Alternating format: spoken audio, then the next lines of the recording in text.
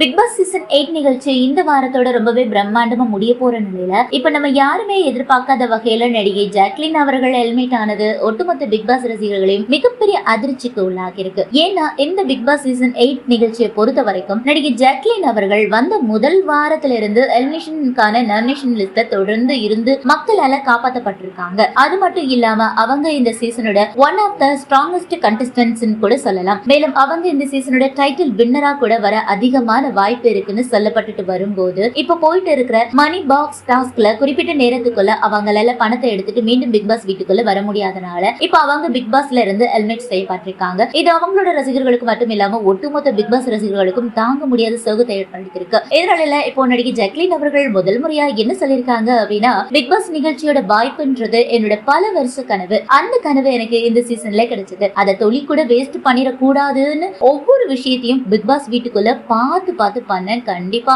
Finals போய் title win பண்ணியே ஆகணும் அப்படின்ற கனவோட தான் ஓடிட்டே இருந்தேன். ஆனா எதிர்பாராத விதமா டாஸ்க்னால இப்படி எலிமினேட் ஆயிட்டேன். மக்கள் ஆதரவு எனக்கு இருந்தது.